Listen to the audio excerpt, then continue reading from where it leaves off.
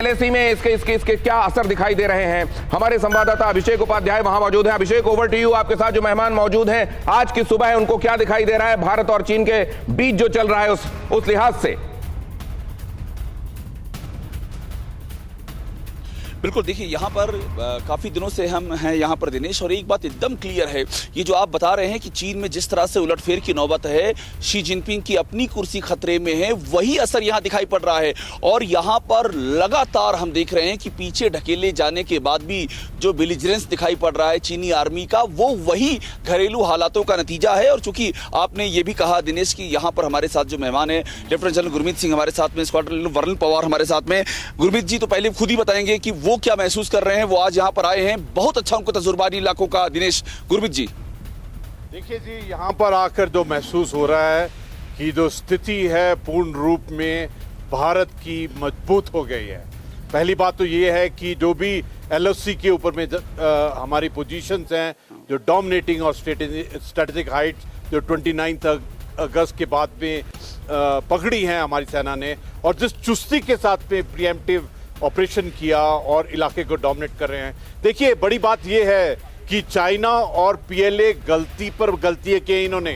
China ने तो कोविड-19 2019 से ही इतना बड़ा ब्लंडर किया है, और इस जगह के अंदर में अप्रैल एंड के बाद में जो उन्होंने अपनी हरकतें शुरू की, जो 15 जून को गलवान में उन्होंने एक ब्लंडर किया, उसके बाद में 29 अगस्त और 7 सितंबर को जो उन्होंने गलतियां की है, उसी का नतीजा है कि उनका पूरा देश अभी खड़ा हो गया। बिल्कुल ठीक है, उनके खिलाफ खड़ा हो गया। अभिषेक, एक और रिएक्शन लेकर मुझको हमारे साथ करें प्लीज।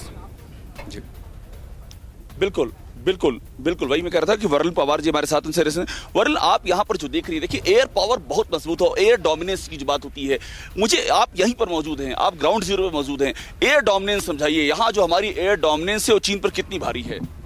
जी देखिए, सबसे पहले बताना चाहूँगी कि आज की डेट में अगर इंडियन एयरफोर्स की सबसे इम्पॉर्टेंट कोई एयरफील्ड है तो वो ये यहाँ लेह की एयरफील्ड है। बिकॉज ये एयरफील्ड पहले सिर्फ डे ऑपरेशन कैपेबिलिटी रखती थी, आज की डेट में ये नाइट ऑपरेशन कैपेबिलिटी रखती है। ये बहुत ही क्लियर मैसेज है चीन के लिए कि हम लोग तैयार हैं, अगर वो अहिंसा चाहते हैं तो हम अगर वो हिंसा चाहते हैं, हम अहिंसावादी देश हैं, मगर हिंसा का जवाब हिंसा से देने में हम पीछे नहीं हटेंगे। हम हिंसा का जवाब हिंसा से देने में पीछे नहीं हटेंगे। ये ग्रेट इंसाइट, और गुरमीत साहब ने जैसा बताया कि ये लगातार पनपता जा रहा है, एक असंतोष है। मैं वापस इधर आ रहा हूं अभिषेक, और आपके पास वापस लौटूंगा।